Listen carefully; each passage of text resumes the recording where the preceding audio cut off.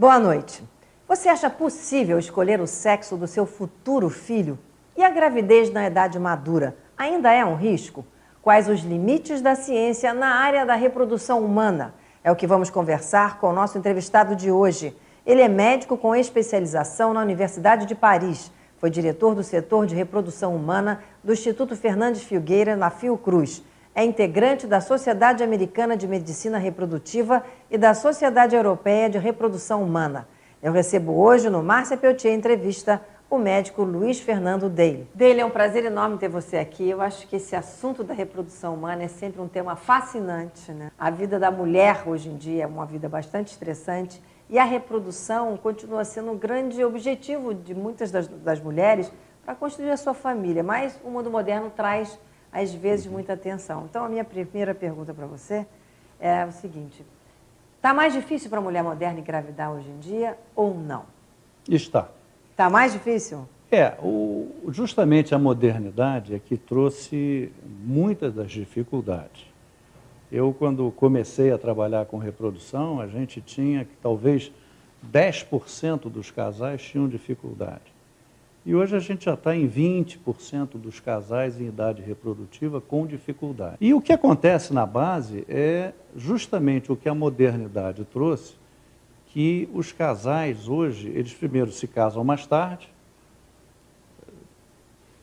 privilegiam a formação, a estabilização financeira, o trabalho, e aí dentro dessa escala eles vão ter filhos com 35 anos, em média. Você diz isso para as mulheres? Para as mulheres, porque infelizmente os homens podem estar até mais velhos, não tem o problema. homem não tem esse tipo de problema. Mas isso não é muito injusto? Eu acho.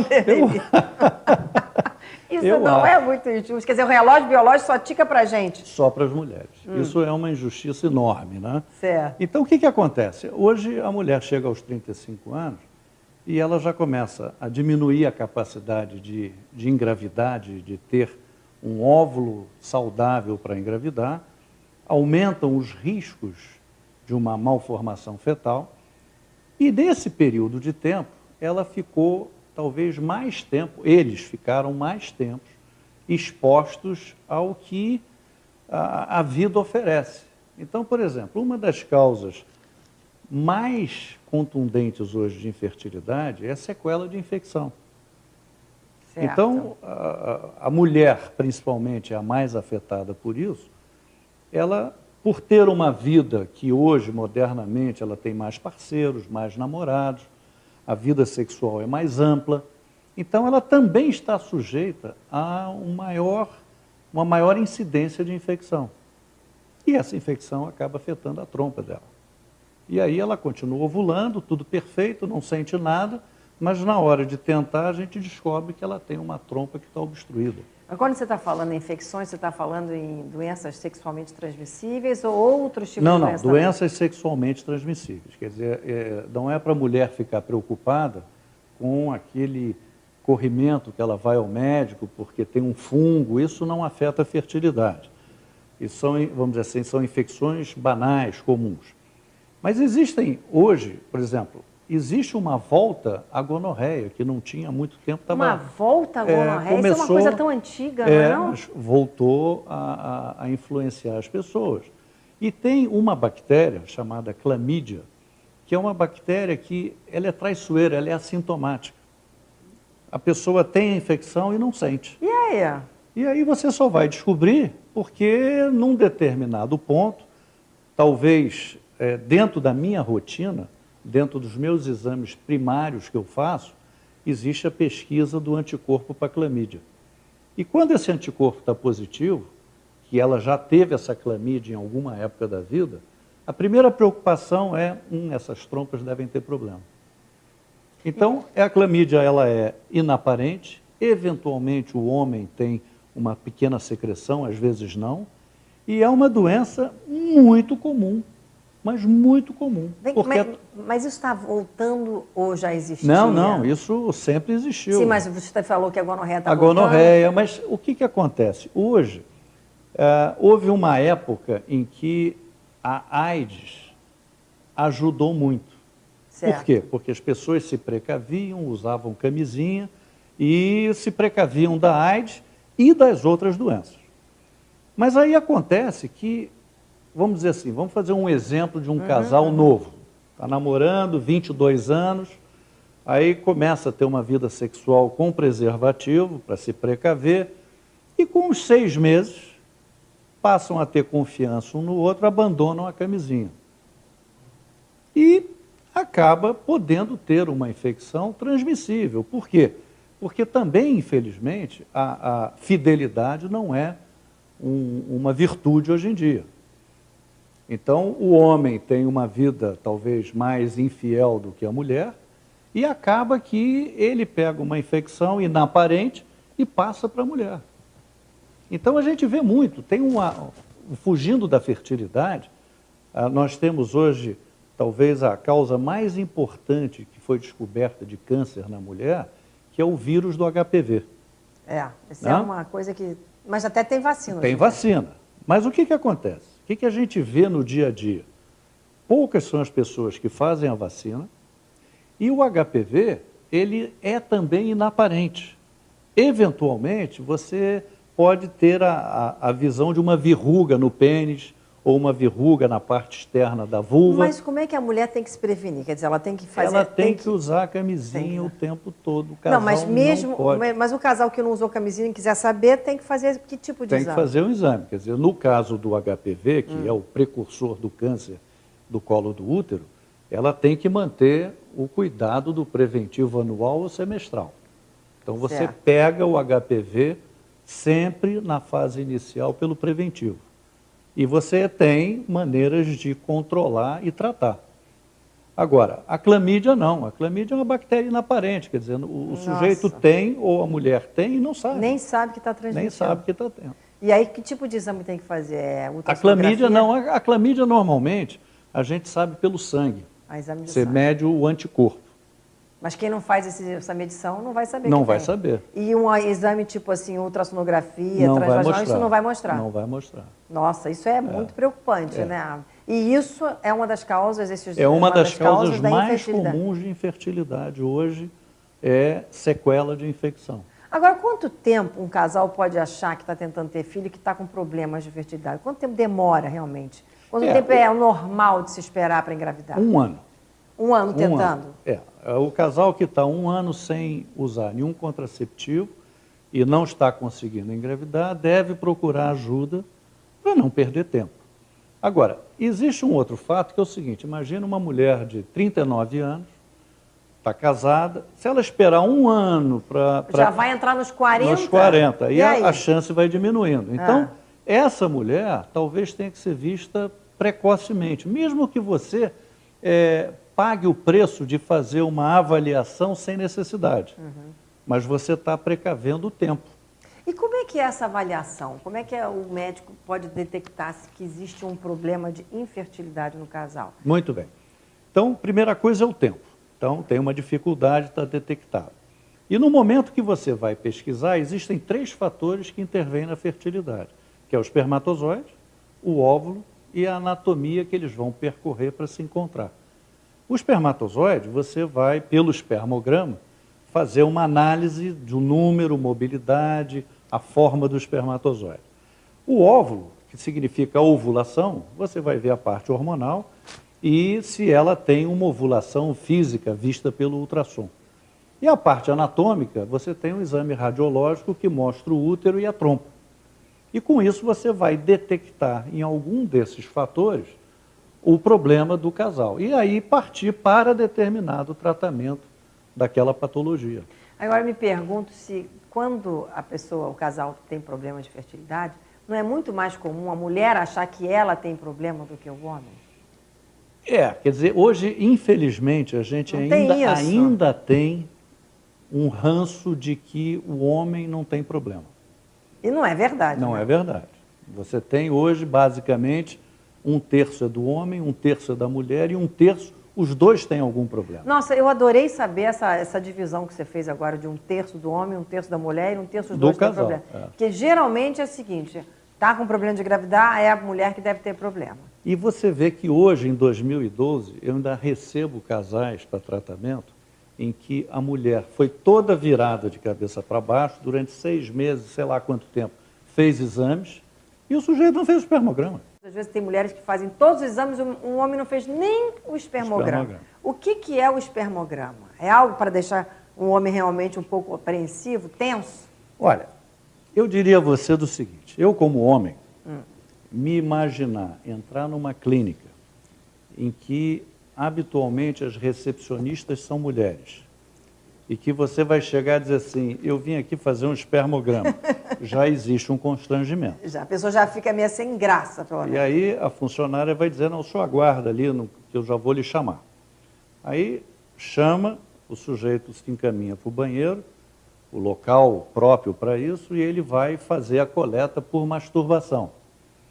Então eu também me imaginaria como homem, num banheiro ou numa sala específica para isso, em que a clínica oferece um DVD pornô ou uma revista com...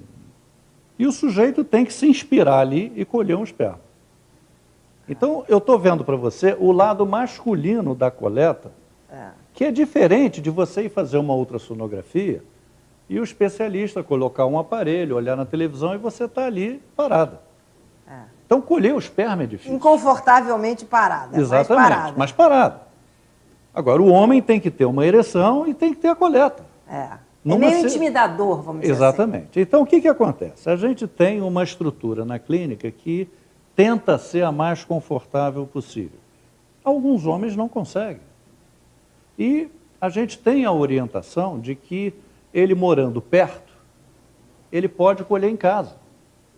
Então, quebra tudo aquilo que essa aura de desconforto, e o sujeito colhe em casa, recebe uma série de instruções e leva esse material em meia hora, 40 minutos para a clínica. É bem mais simples dessa forma, né? Exato. E tem mais. Você tem indivíduos que não conseguem se masturbar. Ainda tem isso? Tem, é difícil. Para alguns é difícil. Questões do que? Morais e propriamente psicológicas.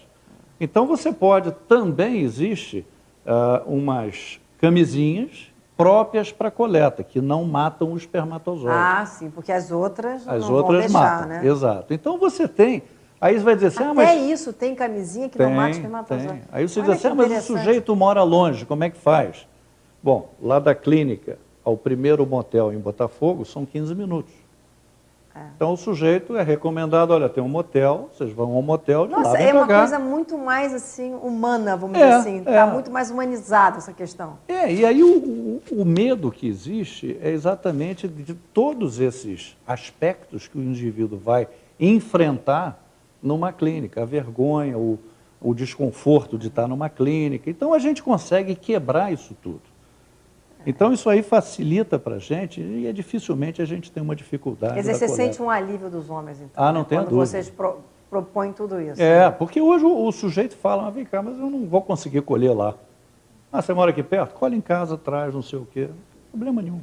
E quando a notícia é dada que o problema é do homem? A reação é pior do que a com a mulher? Porque a mulher, ela foi criada para procriar. Então, tanto a facilidade quanto a dificuldade, ela vê, ela enfrenta, o dia a dia dela é esse.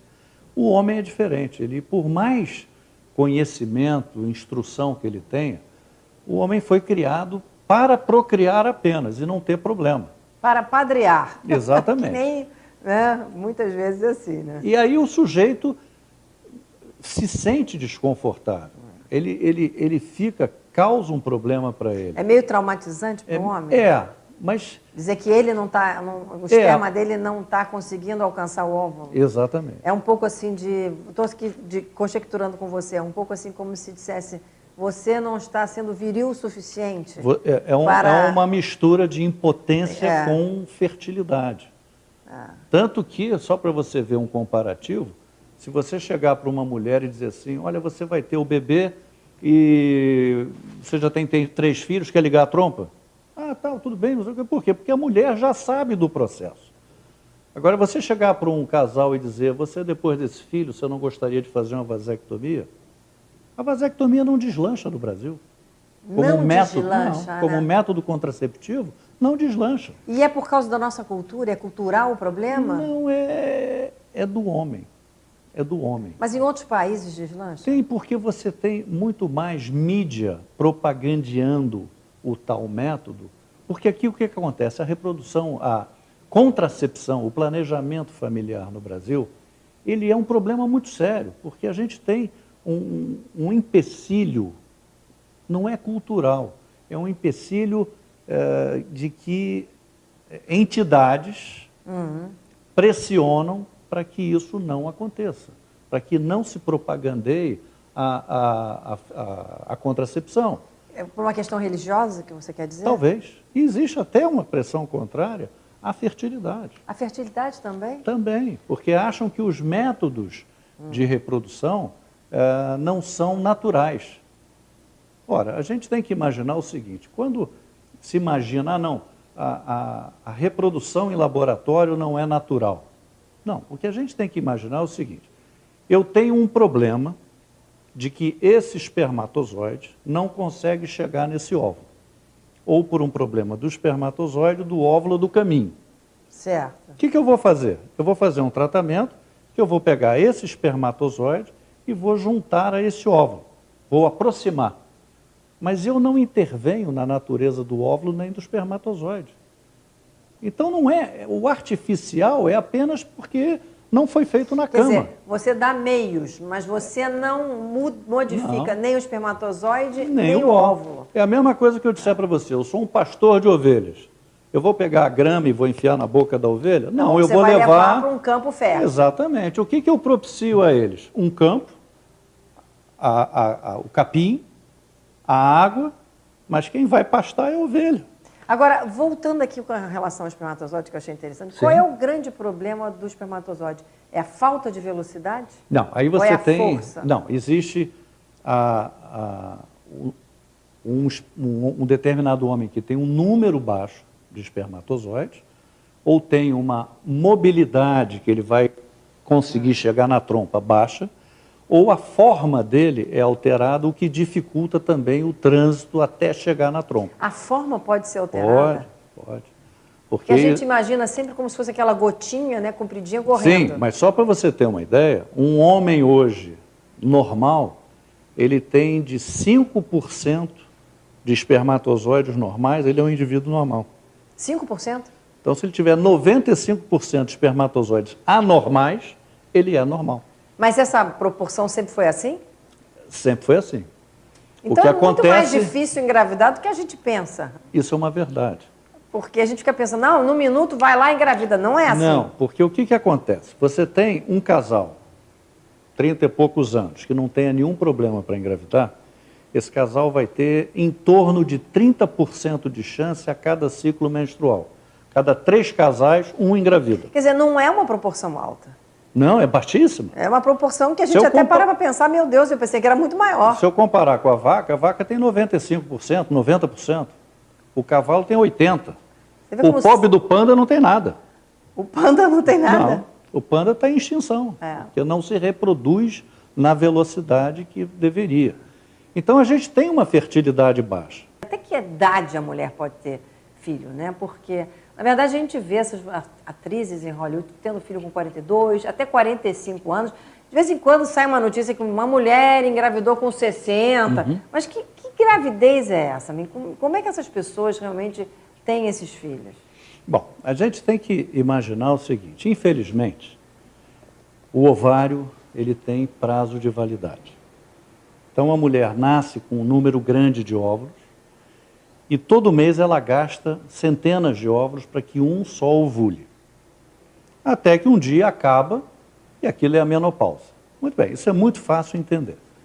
O que a gente não entende é que a idade provoca uma alteração no óvulo, na qualidade genética do óvulo. Então, à medida que a idade avança, essa genética do óvulo vai criando determinados problemas que, quando a mulher vai tentar engravidar, ou ela não consegue engravidar, porque o óvulo não dá um bebê, um embrião de boa qualidade, a taxa de abortamento aumenta muito E o risco de malformação fetal, como a síndrome de Down, aumenta muito. Então, a gente poderia dizer o seguinte, que até os 35 anos, a mulher tem um patamar de fertilidade. Dos 35 aos 40, esse patamar começa a descer. Então, por exemplo, uma mulher de 35 anos teria em torno de 30% de chance de uma concepção espontânea.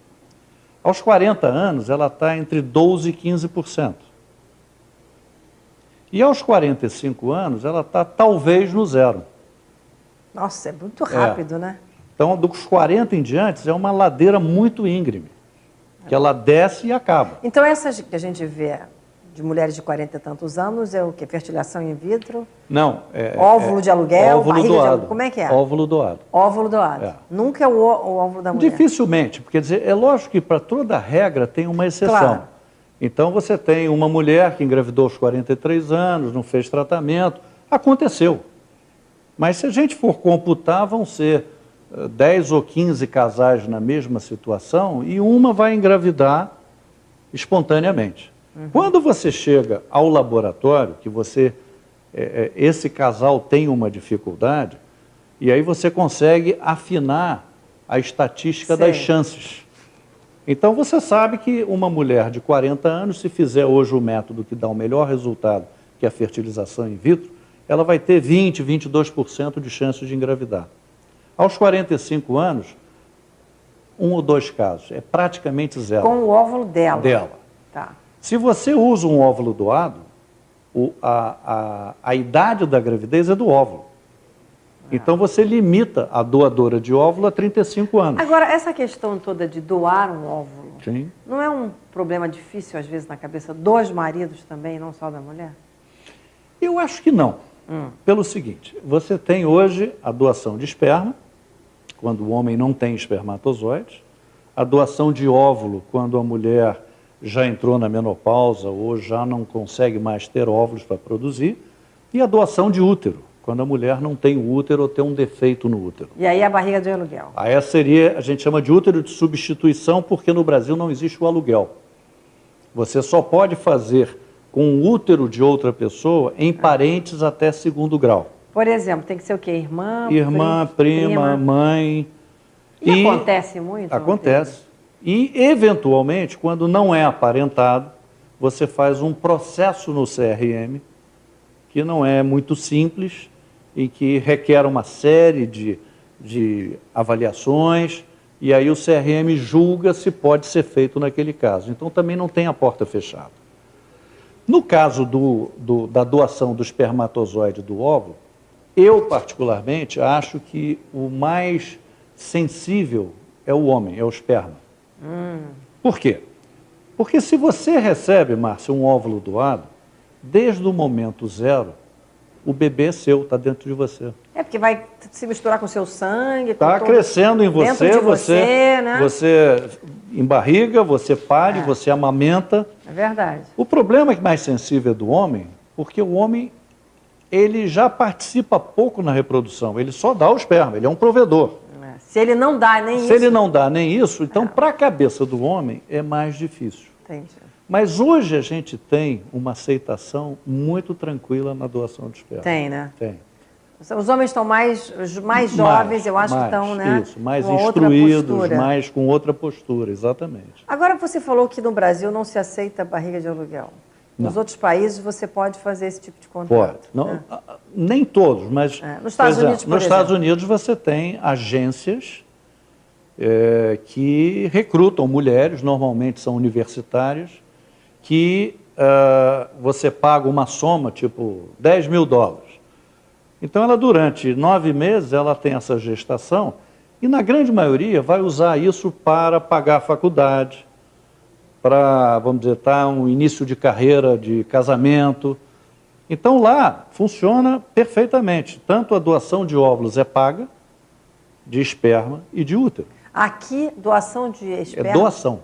É doação. Tem banco também? Tem alguns bancos. Que as pessoas ficam pensando, né? Vou querer um esperma doado, mas quais serão as características não, desse mas esperma? tudo você tem. Você tem o pareamento do grupo sanguíneo, você tem o pareamento cor, pele, cabelo, olho. Você pode saber a ascendência do indivíduo, qual é a nacionalidade dos pais.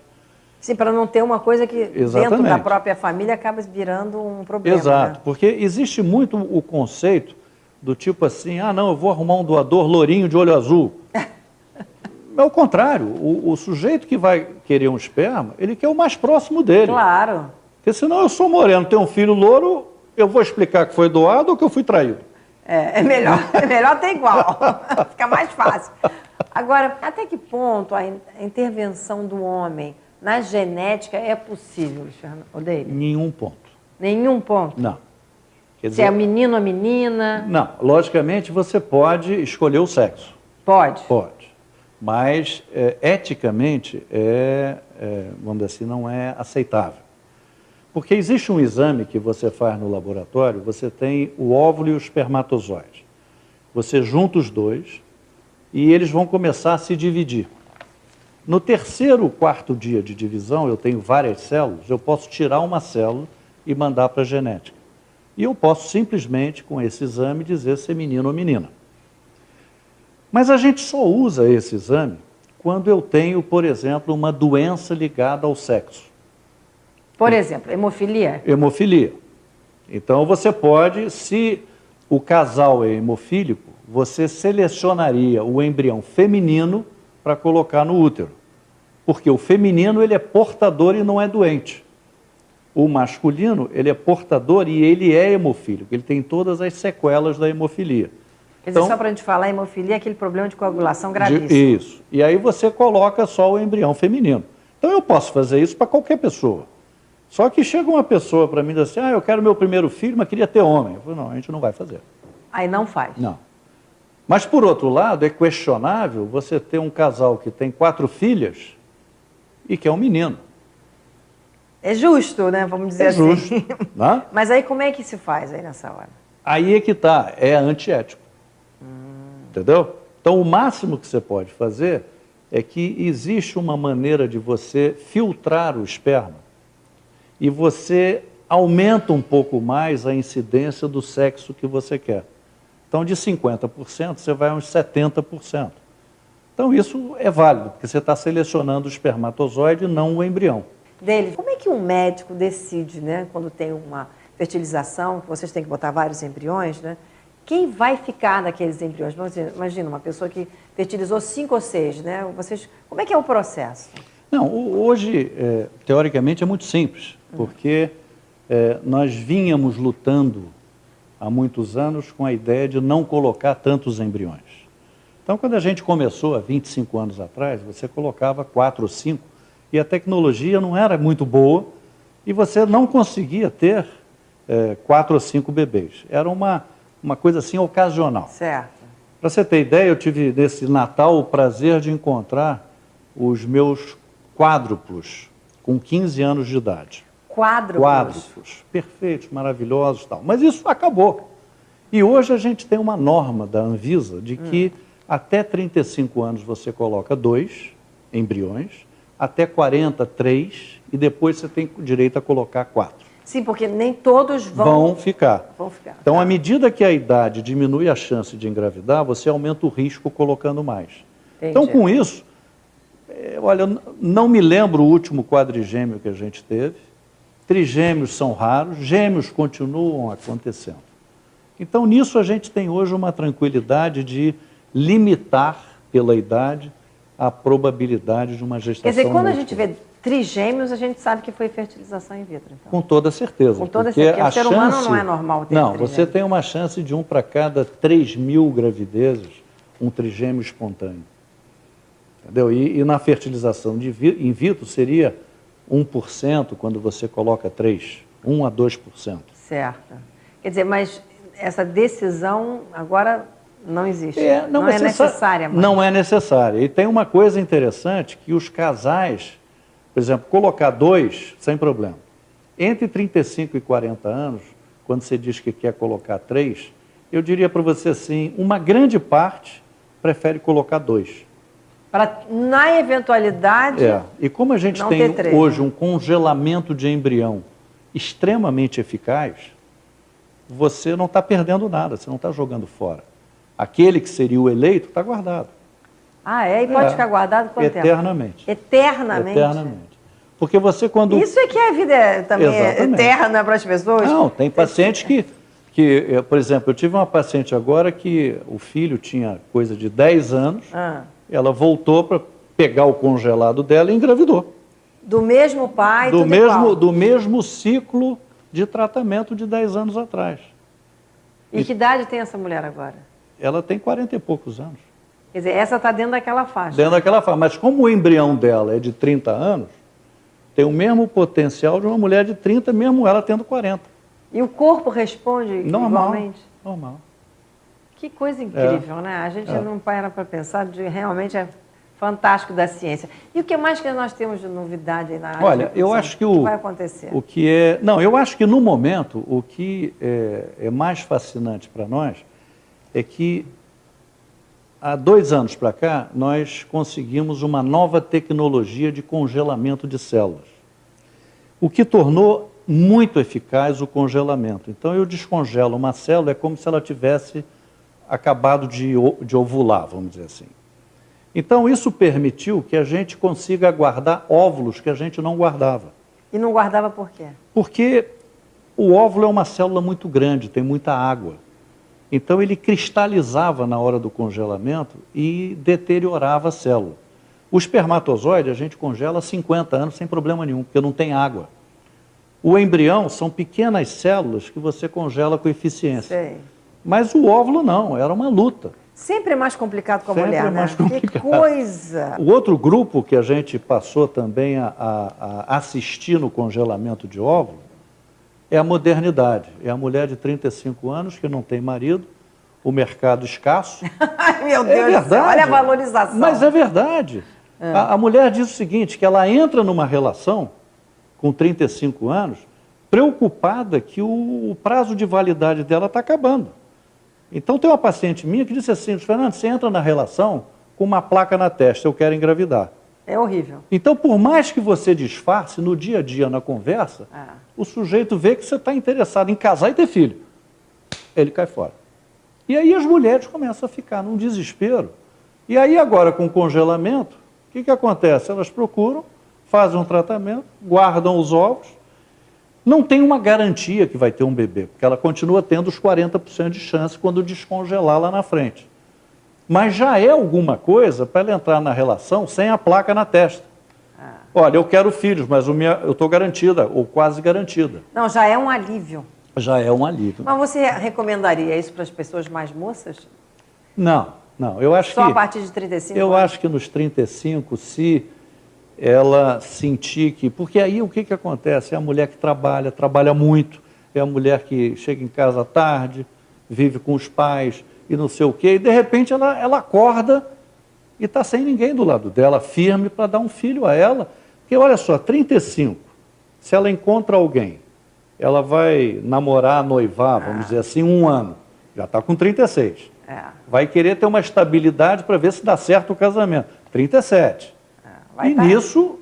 Desceu a ladeira. Então, o óvulo está rolando ali para a ladeira abaixo. Exatamente. Então, os 35 anos é um deadline muito frequente hoje. Frequente. E tem muita gente que procura para fazer isso? Está aumentando bastante. Está aumentando bastante. Incrível, né? Realmente, pelo menos, dá um prazo de validade. Prazo de validade maior. Estende o prazo de validade. Exatamente. Não, eu adorei a nossa entrevista dele. Acho que a gente falou aqui sobre assuntos que todo mundo que está em casa se interessa, porque a reprodução humana é uma coisa fascinante. A gente pensa que o milagre da vida não é tão... É milagre mesmo. É milagre mesmo. É muita coisa para poder dar. Mas pode ser muito simples em casa, ou sofisticado fora de casa. Ou sofisticado fora de casa, porque dá oportunidade a tantas pessoas a terem filhos. Exato. A gente vai ter que terminar o programa, mas eu tenho que fazer a minha última pergunta para você. Pois não. Quem é Luiz Fernando Deyle? Eu sou um sujeito feliz. E sou um sujeito feliz porque, primeiro, eu tenho uma família bonita e me dá muito prazer ajudar a criar outras famílias. Quer dizer, justamente ajudar aos casais em que a natureza criou uma dificuldade e você, de alguma forma, consegue, com a medicina, suplantar essa dificuldade e conseguir dar aquela alegria que eu tive espontaneamente. Então, isso é gratificante. Você deve ter casos incríveis, né? Tem. Casos lindos e casos... Conta rapidinho um assim que você acha Eu acho assim, que emblemático. o mais bonito foi o que muita gente deve ter visto na televisão, naquela tragédia de Teresópolis, um casal que perdeu os 4 filhos e um sobrinho, e ela tinha ligado a trompa e ele feito uma vasectomia, porque 4 filhos, o casal consciente do interior do estado, camponês, agricultor, e aí não tinha mais como ter filho, porque perdeu tudo. E aí uma pessoa que soube do drama, pegou esse casal, levou no meu consultório para fazer o tratamento. E iria bancar tudo. E aí, conversando, eu falei, não, vamos fazer uma coisa, vamos bancar juntos a história. Então, a clínica e eles fizeram o tratamento nela e ela engravidou na primeira tentativa. Olha que coisa. E teve uma menina. E apareceu agora, em maio ou março, o nascimento da menina, e ela apareceu na televisão contando a história. Verdade. Quer dizer, sabe, esse aí a gente passou por cima da natureza que impediria qualquer possibilidade de engravidar, tirou os filhos dela e a natureza devolveu uma menina linda que está na casa deles hoje. Isso não tem preço. Não tem preço. Isso é um milagre da vida. Não tem preço. Fernando, foi um prazer enorme ter você aqui. Muito obrigado pela entrevista. Obrigado a você, foi ótimo. E aí você já sabe, na próxima terça-feira você tem um encontro marcado comigo aqui na Casa de Arte e Cultura Julieta de Serpa, onde estarei entrevistando outra personalidade que faz a notícia. Uma boa noite para todos vocês e até terça que vem.